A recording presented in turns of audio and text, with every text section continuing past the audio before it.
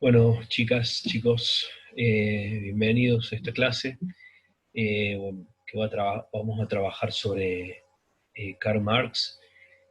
Ha pasado bastante tiempo, bueno, se debido a que bueno, un poco de pereza de mi parte, bueno, que a veces pasa por tratar de llevar la, la materia. Yo también doy otra materia en el IFC, que es Epistemología y Educación, y también participo de otra materia en la universidad, que es Política Educacional.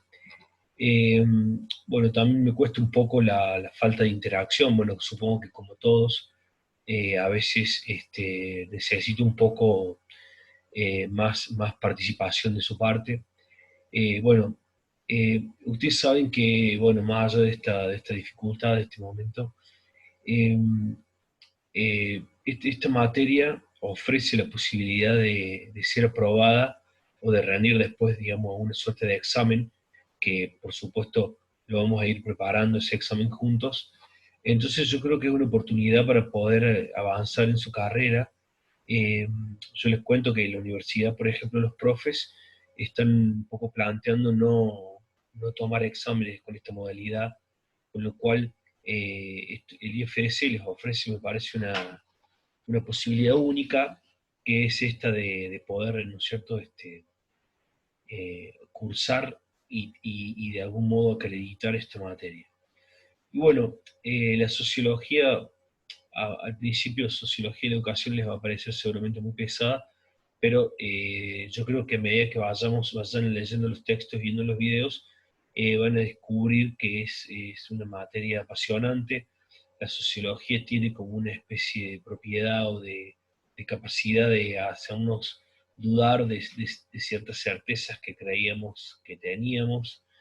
Eh, Así que bueno, eh, el propósito de trabajar estos tres autores de Durkheim, que ya lo vieron con unos otros videos de la UBA, y Marx y después Weber, es que después de algún modo podamos utilizar estos tres pensadores para analizar, por ejemplo, una película, que va a ser el próximo, después de ver a Weber, que va a ser la próxima clase, vamos a intentar trabajar una película. O sea, para el análisis, que nos va a dar la posibilidad de disfrutar una película por un lado eh, y utilizar estos pensadores para un análisis. Bueno, metiéndonos en tema, vamos a trabajar sobre Marx. Yo he decidido hacer un video porque, por supuesto, como los tres, la mirada que vamos a hacer de estos tres pensadores, siendo que esta materia no es sociología, ni introducción a la sociología, sino sociología de la educación, vamos a trabajarlos de una manera superficial, podríamos decir, pero con la intención de poder establecer algunas líneas, algunos caminos que les permitan después a ustedes eh, sumergirse con mayor profundidad en el pensamiento de estos grosos. Bueno, vamos entonces con Marx.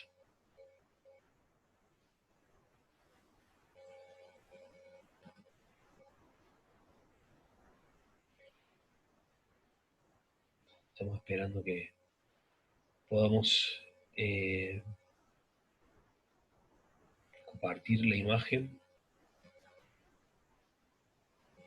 Bueno, ahí vamos.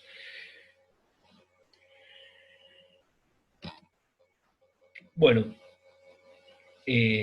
Karl Marx, al igual que Max Weber, nació en Alemania, nació y criado en Alemania a comienzos del siglo XIX. Él era nieto de un rabino judío, de una familia judía de Alemania, y a su vez ya, digamos, hay una situación que seguramente lo marca en su infancia, que es que su padre se cambia de nombre, ¿no?, a un nombre típicamente alemán, para ya empezar, para evitar un poco ya de ser víctima de ciertos episodios de discriminación que ya vivían los judíos a principios del siglo XX en Alemania. Él estudió en la universidad y estudió básicamente filosofía e historia. Todavía esa era una época en que las universidades no tenían la oferta de carreras que tienen hoy, ¿no? Generalmente lo que se estudiaba era derecho, en algunas medicina, pero generalmente derecho, y estudiar derecho implicaba también estudiar de algún modo filosofía, es decir, como haciendo referencia a nuestra primera clase, todavía en las universidades, en los lugares, en los centros académicos de nivel superior, todavía no existía claramente una diferenciación entre filosofía y ciencia, ¿no? Y estamos en pleno proceso de distinción entre estas dos ramas del conocimiento. Bueno, volviendo a esto, él estudió historia y filosofía. Él es conocido por ser un discípulo, por seguir las líneas de pensamiento de un gran filósofo alemán, también llamado Hegel. Eh, si a ustedes les interesa la vida de Marx, pueden recurrir a ver una película que se hizo hace poco, que está bastante buena, que se llama El joven Karl Marx, donde un poco relata una serie de episodios de su juventud, ¿no? Que coincide con un periodo de su historia que es con esto que se lo conoce con el joven Marx, ¿no? Y a su vez toda su vasta obra ha sido clasificada de distintos modos. Una de ellas es atribuir ciertos escritos a una etapa de su juventud y después algunos otros a sus ya elaborados en lo que se considera ya una madurez o la adultez de Marx. Bueno, esto también lo van a poder ver en esa película, o en general lo van a poder leer en casi todas sus biografías. Marx fue víctima de persecuciones por distintas persecuciones por sus ideas, ¿no? Y también por su militancia política, con lo cual él tuvo que ir moviéndose de países. Primero se fue de Alemania, después de Francia, de Bélgica, bueno, terminó en Bruselas. Entonces, bueno, ha tenido ha sufrido, digamos, ¿no? Cierta persecución política y seguramente muchas veces puso en riesgo su vida por la defensa de sus ideales políticos. Entonces, bueno, eso también es un elemento que marca la escritura de Marx, marca su pensamiento es un pensamiento combativo, eh, digamos, ciertamente crítico, y esto tiene que ver un poco con eso, ¿no? Otro dato muy importante para la biografía de Marx es que él ya en su juventud generó una sociedad intelectual, podríamos llamar, con Friedrich Engels. Eh, eh, digamos, ellos escribieron varios textos juntos, pensaron mucho las ideas, si bien Friedrich no tenía en la trayectoria intelectual de Marx, pero bueno, han constituido una suerte de pareja, digamos, ¿no? Intelectual así, muy jugosa, muy interesante. Eh, Acá hay dos elementos importantes para entender también un poco, para encuadrar su personalidad a través de su biografía.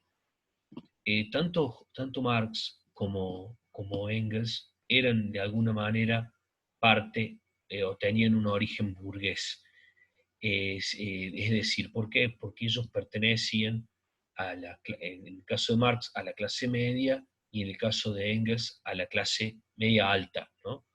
Que en ese momento de la historia en Europa occidental significaba una gran diferencia eh, con otros estratos sociales o clases sociales, como podría ser, por ejemplo, el proletariado. Ni Engels ni Marx pertenecieron a esa clase social, pero sí, digamos, en gran parte toda su propuesta, tanto intelectual como política, tenía que ver con la defensa o el empoderamiento de esa clase, ¿no? Bueno, muy bien. Eh, Vamos a seguir eh, para un poco para presentar la obra de Marx, estos personajes que hemos venido, que venimos analizando, tanto Durkheim como Marx, como a continuación Weber. Digamos, lo importante de estos autores tiene que ver con su producción, con su obra, ¿no? En el caso de Marx, tiene una vasta obra, por el hecho de que él empezó muy joven a escribir y a pensar, y después continuó un poco en esa tarea toda su vida. Inclusive son autores que tienen obras póstumas. En el caso de Marx, lo mismo que en el caso de Weber, su principal obra, que en el caso de Marx es un tratado prácticamente que analiza el funcionamiento del capitalismo, que se llama El Capital, justamente. Eh, los segundos, que tiene 3 tomos, el tomo 2 y el tomo 3 se editaron una vez que Marx ya había fallecido, utilizando sus notas, etcétera, etcétera. Pero bueno, como les decía antes, eh, para poder orientarse, en la obra de Marx, y poder leerla y poder sumergirse en la complejidad de su pensamiento y la riqueza, ¿no es cierto?, de su pensamiento, hace falta tener en cuenta que Marx era una persona polifacética, ¿no?, multidimensional, una persona muy rica, ¿no? Y esa cantidad de dimensiones, de facetas, de aristas, ¿no?, de esta persona, tenía que ver de alguna manera, podemos plantear que él, digamos, tiene que ver con la intención con la que él escribe, ¿no? Con la intención con la que él escribe, y después por una serie de profesiones o de cuestiones a las que él se dedicó, digamos, ¿no?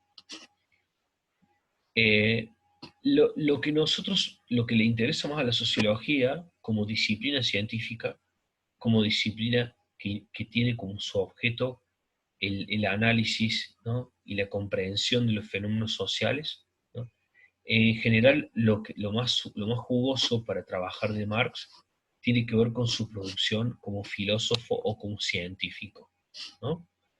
Marx, como les decía, tanto en su juventud como en su adultez, se dedicó a desarrollar análisis sobre diferentes objetos, ¿no? En este rol, en estos textos y estos análisis que tienen que ver con Marx, como obrando como filósofo o científico, bueno, podemos decir que Marx en este trabajo desarrolló una serie de disciplinas o profesiones, ¿no? Era filósofo, sociólogo, economista, jurista, etcétera, ¿no? Jurista era la persona que antes se dedicaba al estudio de las leyes, ¿no?, del sistema jurídico. Pero a su vez, Marx tiene una importante producción que a su vez ha tenido muchos efectos sociales y políticos del mundo, como un ideólogo. Marx fue también un ideólogo. ¿Qué es un ideólogo? Una persona que genera, que produce ideas e ideología, ¿no? Ideas que conforman una ideología, ¿no? Si entendemos como ideología, ¿no?, una mirada, ¿no?, una perspectiva del funcionamiento de la sociedad y del mundo que orienta la acción política. Eso es una definición muy sintética de ideología. Marx fue un importante ideólogo, es decir, toda la ideología comunista que es la base de los distintos movimientos, partidos y estados comunistas y o socialistas, ¿no?, provienen de ese núcleo de ideas, de ideología y de ideas políticas que Marx creó, ¿no? Eh, y a su vez, Marx tuvo a su vez un protagonismo, una acción política concreta, ¿no? Y también, entonces, esa acción política se puede ver reflejada en discursos que él daba, en movimientos, en acciones políticas que él llevó adelante, ¿no? Como un ejemplo del Marx filósofo científico, ¿no?, es decir, sociólogo, ¿no?, economista, etc., podemos citar obras como, por ejemplo, El Capital, como ya dijimos, o una obra que tiene un nombre en alemán que se llama Grundrisse, que son los fundamentos para una crítica de la economía política, donde él desarrolla una serie de categorías, ¿no?, que son muy jugosas, que ya las vamos a analizar a continuación. Como ideólogo, es decir, como productor de ideología y de ideología política, de ideas políticas, Podemos mencionar, por ejemplo, su obra más famosa, probablemente, que es el Manifiesto Comunista. El Manifiesto Comunista no es más que una suerte de texto que funda, un nuevo espacio político, un movimiento político, un partido político, que es el Partido Comunista, ¿no? Eso es el Manifiesto Comunista. Que es un manifiesto, venimos a manifestar esto, digamos, ¿no? Eso es el manifiesto. Y bueno, eso para tomar una dimensión, digamos, esto sirve para poder meternos en su obra y entender que, por ejemplo, el Manifiesto Comunista tenía un objetivo, como un texto, como una producción, un objetivo específico, a diferencia del Capital, que tiene otro objetivo. El objetivo del manifiesto es ideológico, el objetivo del Capital es filosófico-científico. ¿Eh? Bien. Como yo les decía, Marx tiene una descomunal obra, ¿no? Y a su vez también, además de su obra, Marx ha generado un legado, digamos, ¿no? Es decir, a partir de su obra ha habido un montón de desarrollos, ¿no? Una cantidad enorme de desarrollos y ramificaciones, tanto en términos filosóficos y teóricos, ¿no? Teóricos científicos, como políticos, ¿no? Ideológicos, etcétera, etcétera, ¿no? Nosotros lo analizamos acá porque él es claramente uno de los principales responsables de este origen de la sociología, por eso se lo considera un padre de la sociología, o un clásico de la sociología. ¿Por qué es así? Porque él fue uno de los pensadores que ayudó a delimitar el objeto de la sociología y decir, existe tal objeto, ¿no? Y ese objeto es posible analizarlo objetivamente, no valga la redundancia. Es decir, por lo tanto, Marx es uno de los tipos responsables del comienzo del pensamiento social moderno, ¿no? Que es el momento en la historia de la ciencia que después va a dar origen a todas las disciplinas científicas, ¿no? Entre ellas, particularmente, a la ciencia política. Además, el aporte de Marx en relación a la ciencia política también es muy importante y vasto. Las ideas de Marx, con el paso del tiempo y con sus continuadores, ¿no? Discípulos, ¿no? Y las personas que desarrollaron su pensamiento y a su vez aportaron nuevos elementos a ese pensamiento, podemos decir que Marx da origen a un paradigma, ¿no? Yo no recuerdo si en la primera clase les había comentado que era paradigma, pero una definición muy simple de paradigma es que un paradigma es un conjunto de teorías y de conceptos que están relacionados entre sí y que de algún modo su pertenencia a ese paradigma les da como una cierta visión del mundo, una perspectiva de cómo funcionan los objetos del mundo, ¿no? Es casi como una especie de cosmovisión, nada más que la noción de paradigma se aplica al conocimiento científico específicamente, ¿no? Este paradigma se lo conoce a veces de distintos modos, ¿no? Pero nosotros podemos decir que es el paradigma llamado el conflicto o paradigma crítico. Y nos vamos a detener en esta noción del paradigma del conflicto. Lo que planteó Marx, y es uno de los elementos que todavía se sostienen con más fuerza del pensamiento de Marx, era que el conflicto, la idea del conflicto es inherente, es básica, es un componente esencial de la organización social, ¿no? De toda forma social, de los fenómenos sociales, de las sociedades, digamos, ¿no? Y de las relaciones sociales entre los hombres y las mujeres, digamos, ¿no? Eh, ¿Por qué eso? Porque esa es una noción, y en ese sentido es el punto de mayor diferencia con el pensamiento de Durkheim, digamos, ¿no?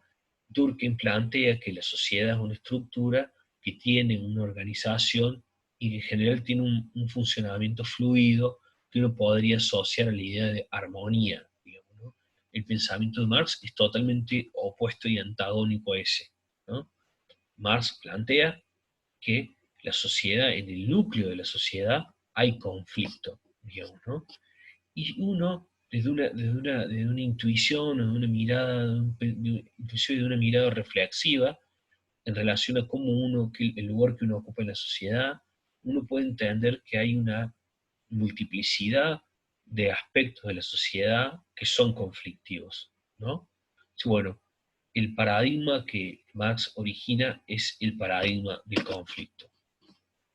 Inclusive voy a hacer un pequeño paréntesis, este paradigma del conflicto, a su vez, después se solapa o de algún modo coincide con la mirada y el pensamiento de otro teórico muy importante para las ciencias sociales modernas, que es Sigmund Freud, ¿no? Que es el padre de la psicología, porque de algún modo la perspectiva que tenía Freud sobre la estructura psíquica, sobre cómo se constituye la personalidad de las personas, también asumía como un supuesto fundamental que el conflicto es inherente, es un componente, es natural de cómo se constituye la psiquis de una persona.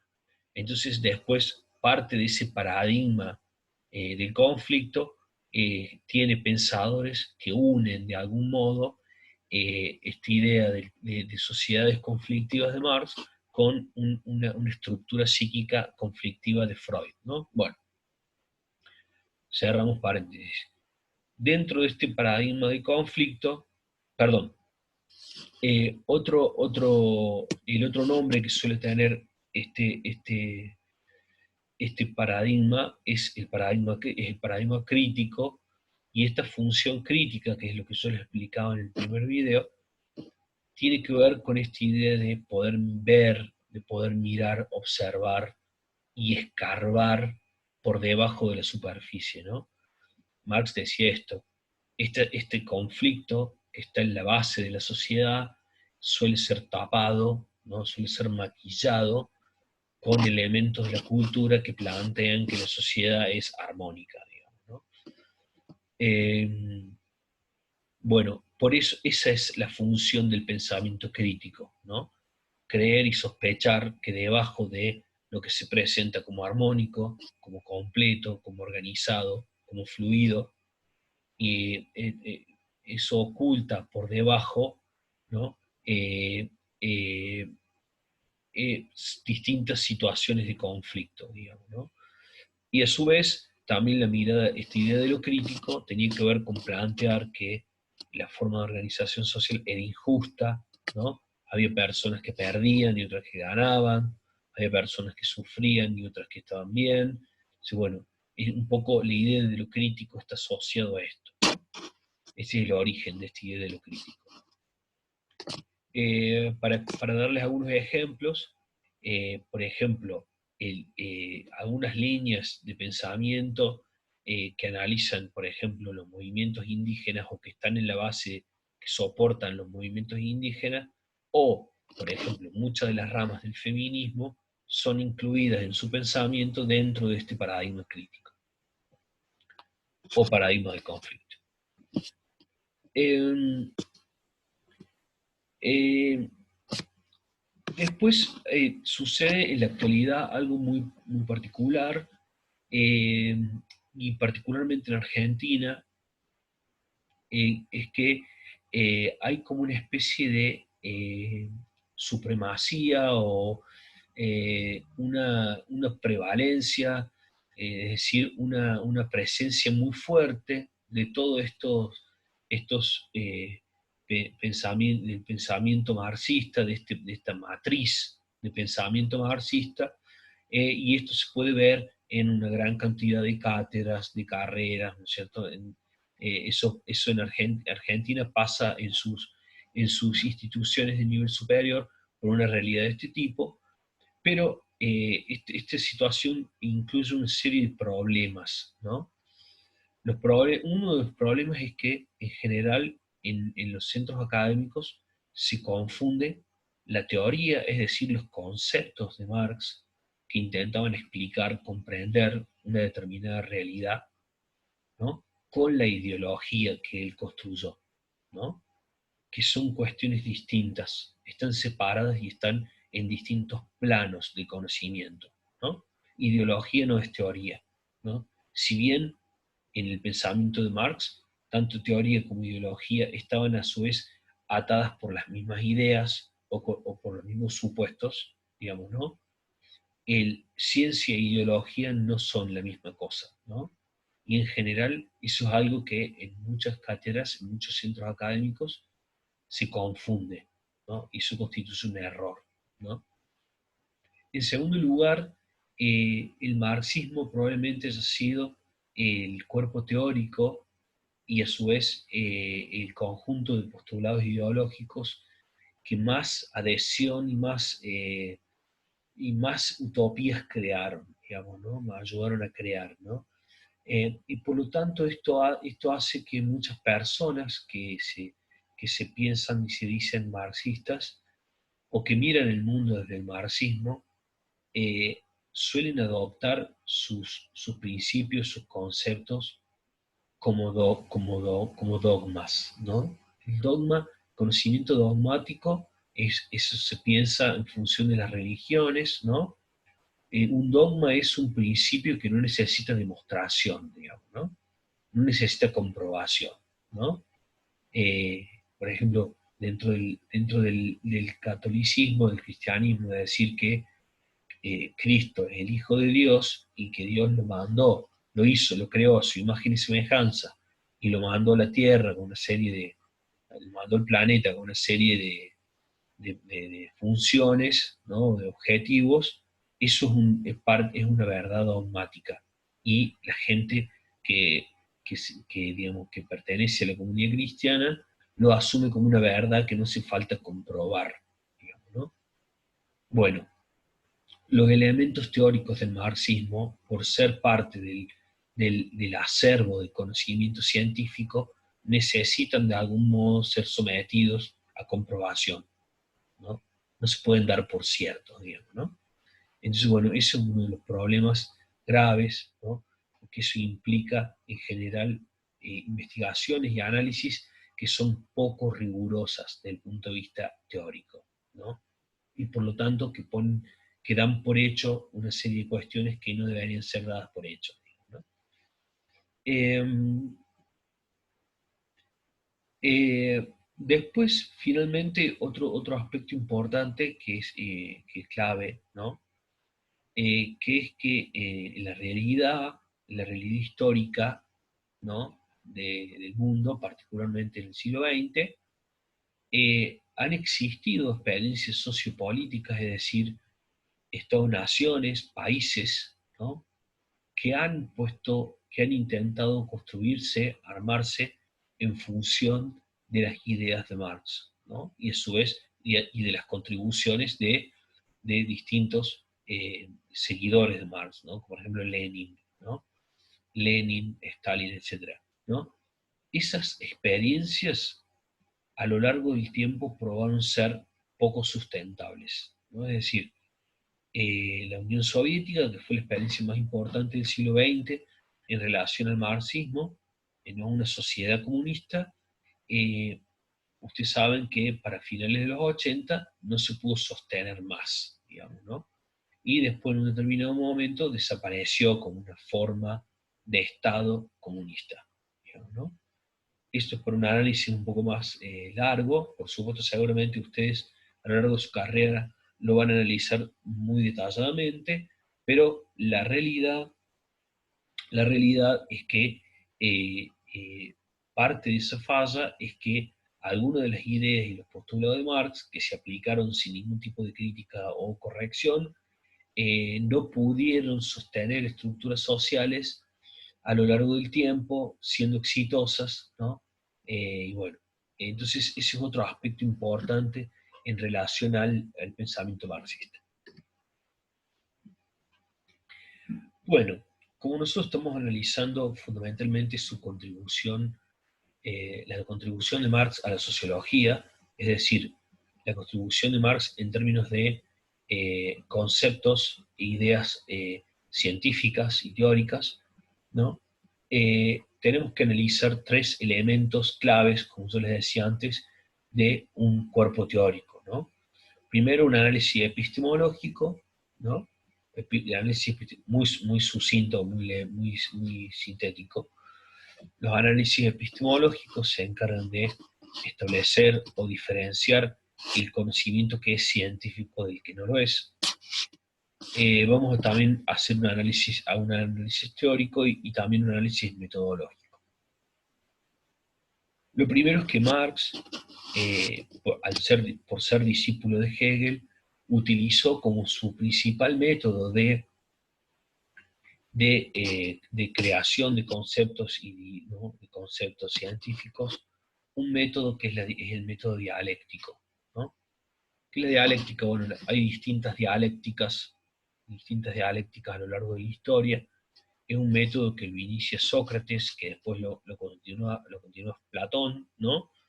La idea de dialéctica viene de diálogo, ¿no? Es decir, cómo arribar, y proviene de la filosofía, básicamente, ¿no? Tanto Sócrates como Platón eran filósofos clásicos de la antigüedad clásica griega. ¿Cómo funciona la dialéctica? Bueno, la dialéctica parte de una idea como método que en el diálogo, en el intercambio, en un diálogo entre distintas posiciones, bueno, eso permite arribar a la idea de la verdad o el descubrimiento o el establecimiento de conceptos, ¿no? En la práctica, la última versión de dialéctica que utilizaba Marx es esa que se compone de tres instancias y tienen un funcionamiento cíclico. ¿Cómo es la cosa? La dialéctica tiene una instancia que es la instancia llamada tesis, otra que se llama antítesis y una que es superadora de esas dos, que es la síntesis. Tesis y antítesis, como su nombre lo dice, son antagónicas, son contrarias, son opuestas. Y en la interacción de tesis y antítesis, eso da lugar, ¿no? en una iteración, en un proceso, a una instancia superadora de las otras dos, que es la síntesis, ¿no? Tesis es básicamente un postulado. Cuando alguien dice una tesis, es que alguien postula tal o cual cosa, ¿no es cierto? Eso es la tesis. La antítesis es plantear exactamente lo opuesto de esa tesis, y en principio la síntesis es una instancia superadora porque retoma elementos de esos dos primeros elementos, para lograr una superación, ¿no? Entonces, en general, esa es una metodología de análisis que es epistemológicamente débil, porque es determinista, ¿no? En principio supone que tiene que haber una tesis, tiene que haber una antítesis y tiene que haber una síntesis, ¿no? Gran parte del pensamiento de Marx, ya lo vamos a ver con un ejemplo a continuación, tenía esa carencia, pero no era porque Marx fuera sonso o porque no hubiera leído lo suficiente. Marx está escribiendo y está pensando la sociedad de una manera original en un momento histórico donde la metodología científica, y mucho menos la metodología científica de las ciencias sociales, no existía. No existía porque no existían las ciencias sociales, ¿no? Por eso no le podemos achacar a Marx una debilidad no metodológica. Lo que sí podemos decir y podemos comprender que hoy, en general, las producciones científicas, las investigaciones en el campo de las ciencias sociales, en general no utilizan la metodología dialéctica porque es considerado más bien un método especulativo de la filosofía, digamos, ¿no? Y no, en principio no es tan eficaz y no nos da garantías de lograr conclusiones o conceptos que sean válidos, ¿no? Otra cosa que podemos decir del pensamiento de Marx, y eso ya lo adelantamos en el primer video, es que es estructuralista, ¿no? Marx considera que existe una estructura, que la estructura puede ser la llamada estructura de clases, o él lo dice explícitamente, habla de infraestructura y superestructura, y que en realidad las relaciones sociales están de algún modo eh, encerradas, ¿no? O sostenidas por esa estructura. Por eso su pensamiento es estructural, ¿no? Estructuralista. La parte más científica del pensamiento de Marx se llama materialismo histórico, porque Marx, siendo discípulo de Hegel, como ya les había dicho, Hegel era un idealista, un tipo que trataba de pensar los objetos de su análisis en el plano de las ideas, por eso un idealista.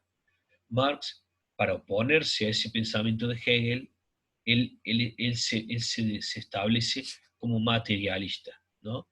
Y en principio esta idea materialista, a través de la dialéctica, le permite, o cree Marx, que le permite comprender la evolución de las distintas instancias de la sociedad y de las civilizaciones, ¿no? Por eso, el pensamiento de Marx se le llama habitualmente materialismo histórico. A su vez, el pensamiento de Marx, por tener estas características, ser estructuralista, ¿no? Y establecer este materialismo histórico, es determinista. ¿Qué quiere decir que es determinista?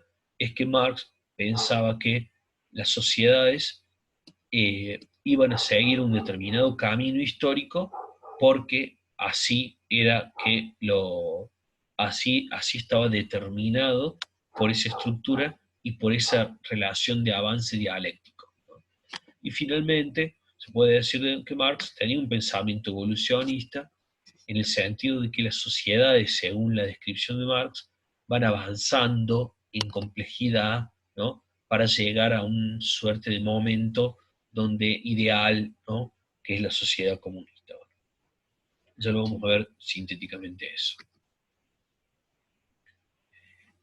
Bueno, vamos a tomar algunos conceptos de Marx. Vamos a hacer una breve, una breve síntesis. Eh, bueno, acá yo describo acá un listado de conceptos de Marx. El primero es el modo de producción, después el concepto de clases sociales, plusvalía, mercancía, alienación, capitalismo, ¿no? Algunos de los conceptos que que son parte de su estructura de pensamiento, ¿no? Todos estos conceptos ustedes también los van a poder ver en detalle o analizar en detalle, tanto en la bibliografía que yo les voy a subir a la clase, que está a su vez en el grupo de Facebook subida. Uno es el texto de Lichetti Aznar, que se llama Actualidad del Pensamiento Sociopolítico Clásico, y otro es el texto de George Ritzer, que se llama Teoría Social Clásica, ¿no? Y a su vez por un video de Marx que se elaboró para la Universidad de Buenos Aires, la UBA, para su curso de ingreso. Bueno, acá tenemos una imagen para tratar de comprender el concepto de modo de producción. Como ustedes pueden ver, aquí debajo, ¿no? Aquí debajo está, como lo ve la flecha, está el modo de producción en esta estructura. Esto es la metáfora del edificio de Marx, ¿no? Que se utiliza habitualmente para comprender este complejo concepto de Marx, que era el complejo de modo de producción, y para a su vez entender las características estructurales, ¿no? de su pensamiento, o de su descripción del objeto de estudio de la sociología, que es la sociedad, ¿no? Este edificio corresponde, podemos decir, a la idea de una sociedad. Marx pensaba que todo lo que mantenía, recuerden que en el primer video yo les digo que estos pensadores están intentando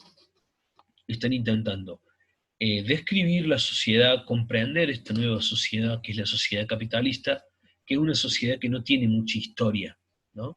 Y que es una sociedad que se ha generado a partir de una sociedad muy distinta a esta, que es la sociedad feudal, ¿no? Que es una sociedad basada en aldeas, una sociedad súper simple, ¿no? más en torno a la idea de comunidad, y la sociedad capitalista, sobre todo de los grandes centros urbanos que Marx analizaba, como Londres, como París, etcétera, como Bruselas, etcétera, es una sociedad sumamente compleja y cuesta entender a dónde están los lazos y qué es lo que la sostiene como sociedad, ¿no? En este intento, Marx plantea esta metáfora y esta explicación. Marx plantea que la base de la sociedad, lo más importante para entender una sociedad, es la infraestructura de la sociedad. ¿Qué constituye en una sociedad la infraestructura? La constituye un conjunto de relaciones sociales. ¿Cuáles son esas relaciones sociales? Son las relaciones de todo el conjunto posible de relaciones sociales, son las relaciones sociales de producción. ¿De producción de qué? De producción material, ¿no? Porque lo primero que aparece acá es la idea de que para que la sociedad se reproduzca, para que siga existiendo, las personas tienen que tener satisfechas sus cuestiones materiales. ¿Qué es lo material? Es que vivir, que comer, que ponerse para vestir, para no morirse de frío, para no morirse de hambre, etc. ¿Y cómo se producen cómo se producen esta realidad material, ¿no? ¿Cómo se produce? Bueno, se produce a través de la producción. ¿Y dónde está la producción? En la economía, ¿no? Entonces, en la infraestructura aparecen dos elementos: los medios de producción, medios de producción y las relaciones sociales de producción. ¿Quiénes son los que tienen o que sostienen esas relaciones sociales de producción? Se dan entre dos clases sociales. Entre las personas que son los dueños de los medios de producción y las personas que no son dueños, que no tienen los medios de producción, pero que ponen su trabajo, digamos, ¿no? Esas son las relaciones sociales de producción, en la sociedad capitalista y en todas las sociedades. Ya vamos a explicar, ya vamos a ver cómo este esquema sirve para comprender más de una sociedad. Entonces, en esas, por esto es que a Marx se lo considera un sociólogo. Porque Marx dice que en la base de la sociedad, para comprender la esencia de la sociedad y cómo la sociedad se reproduce, lo que hace falta analizar son relaciones sociales entre personas. Entonces Marx jerarquiza el fenómeno social, una explicación social a partir de fenómenos sociales, ¿no?, del funcionamiento de la sociedad. Por lo tanto, ergo, esta es una explicación netamente sociológica, digamos, ¿no? Y en este sentido es que la explicación de Marx es más similar a la explicación de Durkheim, ¿no? Existe una estructura, y la estructura está dada por las relaciones sociales, ¿no? Durkheim diría, la estructura son hechos sociales, digamos, no, bien. Esa relación de producción, esa relación social entre los dueños de los medios de producción, es decir, los burgueses, los capitalistas, y las personas que se ven obligadas a trabajar en las fábricas, los trabajadores, los proletarios, ¿no?, es una relación de explotación. Y entonces ahí aparece el primer conflicto, y el conflicto fundamental que está en la base, en la infraestructura, en los cimientos de la sociedad, ¿no? Las relaciones sociales de producción entre los burgueses y los proletarios, que son los que producen la base material de la sociedad. Esa relación es una relación conflictiva. ¿Qué quiere decir que es conflictiva? ¿Quiere decir que todos los días que se ven los trabajadores con los dueños de la fábrica se putean, se agreden? No, es que la primera relación de conflicto tiene que ver con esta mirada dialéctica de Marx. La, la, la, los medios, los burgueses constituyen la tesis, ¿no? Es decir, es una posición en una relación dialéctica. Los burgueses son la tesis, los proletarios son la antítesis de los burgueses. Entonces, son conceptualmente antagónicos, opuestos, están en lucha, uno niega al otro, digamos, ¿no? ¿Y cuál es podríamos decir, cuál sería la síntesis de la relación dialéctica entre, entre tesis y antítesis, entre burgueses y proletarios? En el pensamiento de Marx, esa síntesis iba a estar dada por una revolución y por una sociedad sin clases, ¿no?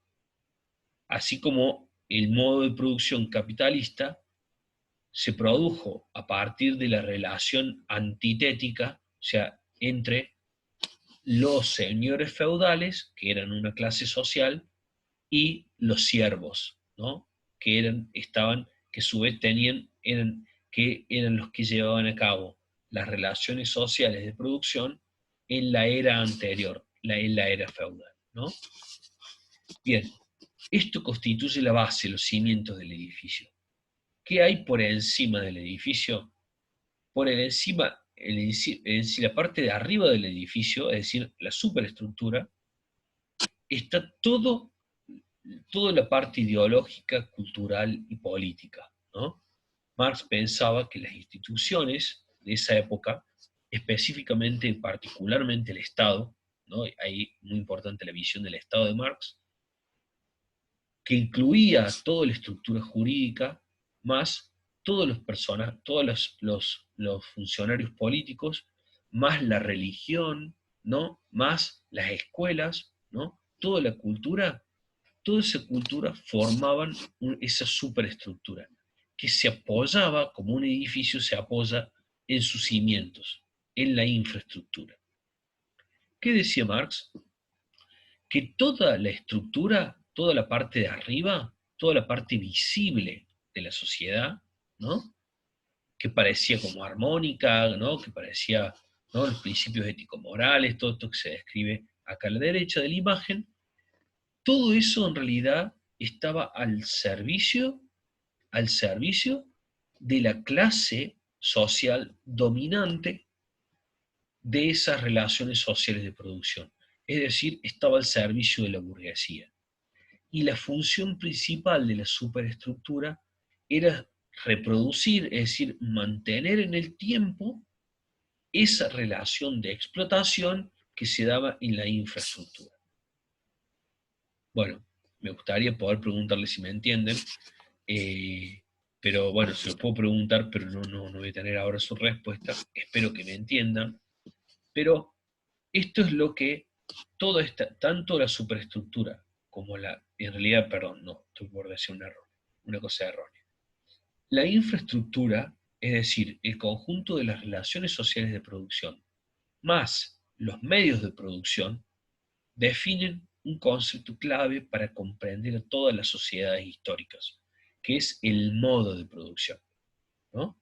La sociedad capitalista, los medios de producción son la industria, y la industria se basa en la acumulación del capital.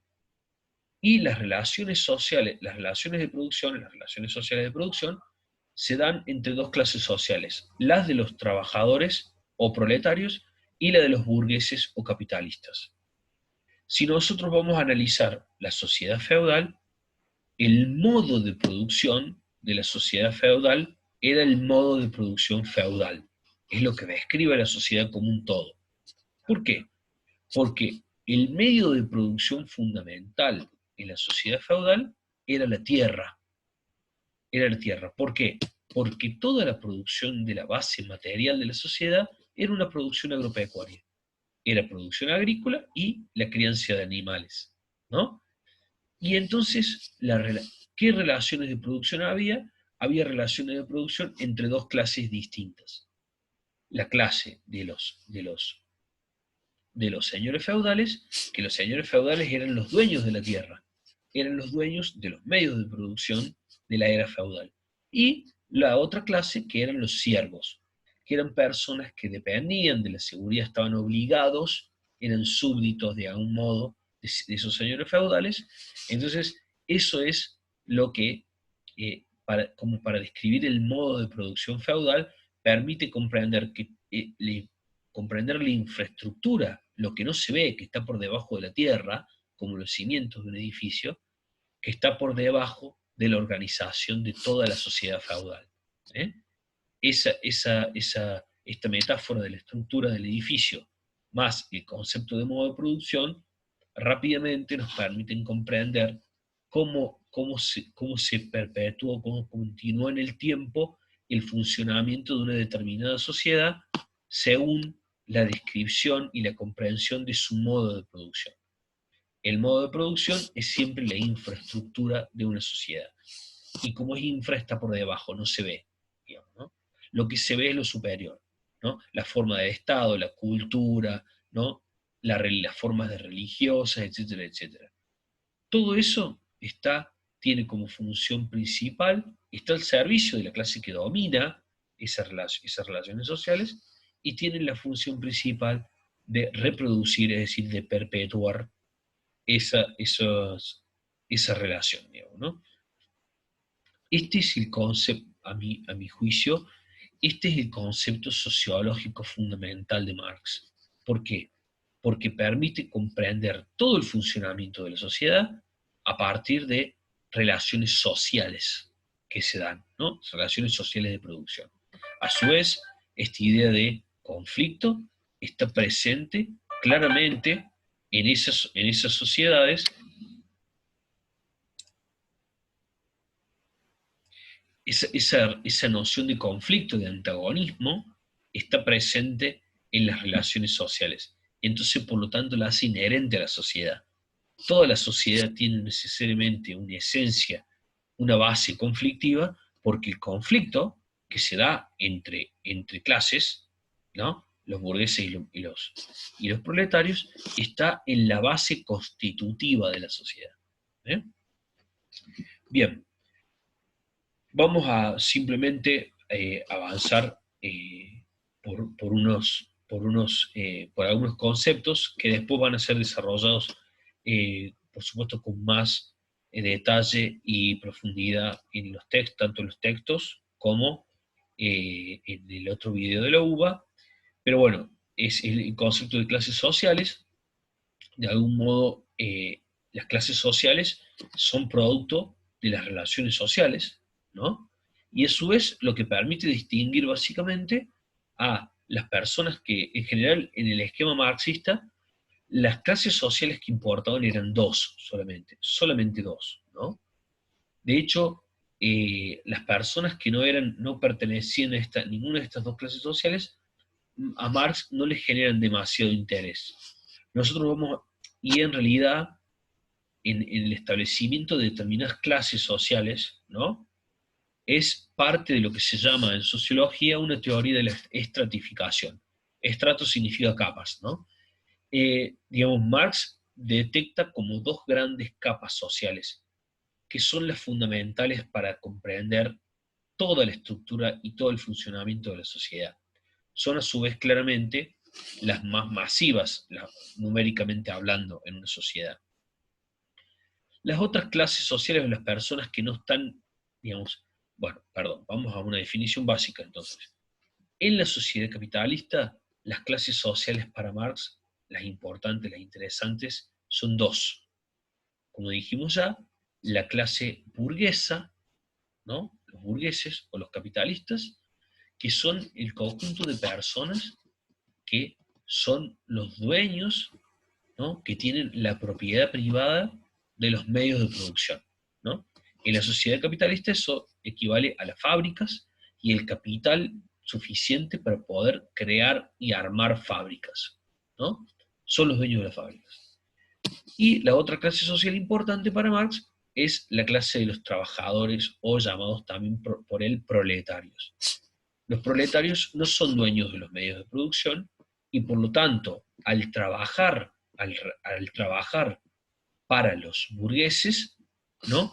En esa relación social de producción, es decir, en ese trabajo, esa relación de trabajo, es que se produce la explotación de una clase sobre otra, ¿no?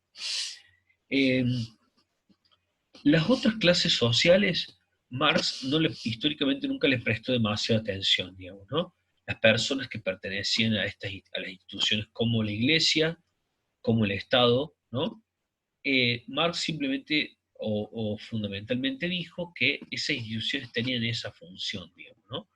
Después hay un pensador que va a trabajar más, un continuador de las ideas de Marx, que va a trabajar más estas instituciones de la superestructura, que es un pensador italiano que se llama Antonio Gramsci. Eh, y después vamos a ver que Durkheim, esta teoría de estratificación social de Marx, la complementa con otros elementos, ¿no? Para Marx, lo que distingue de las clases sociales es la pertenencia, digamos, ser poseedor o no de los medios de producción, ¿no?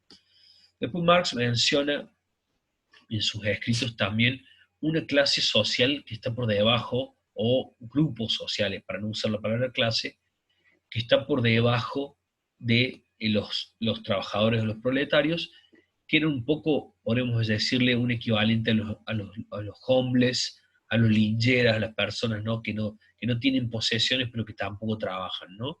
Y Marx utilizó una palabra un poco muy despectiva para ese tipo de personas que Marx les llamaba lumpen, eran los lumpen, ¿no? Bueno, eh, bueno, ya el conjunto de, de- conjunto de conceptos fundamentales ya se los presenté al principio. Eh, Van a ver, es muy importante que ustedes puedan desarrollar, puedan analizar estos conceptos. Y también yo los voy a invitar y voy a poner un enlace ahí en la página para poder leer algún Marx directamente desde lo que él escribía. Eso es sumamente importante, así que yo se los recomiendo, además porque Marx tiene la característica de ser una persona sumamente filosa, sumamente provocadora en su forma de escribir, ¿no? Eh, bueno, yo creo que sería todo por esta clase. Vamos a tratar de hacer las clases un poco más cortas, me suelen ir muy largas. Así que, bueno, eh, vamos a dejar acá. Espero sus comentarios. A mí me resulta muy importante que ustedes me digan, me hagan sugerencias, me planteen temas para trabajar, para que podamos mantener un poco más viva la interacción en este formato. Bueno, les mando un abrazo y espero verlos pronto en algún momento.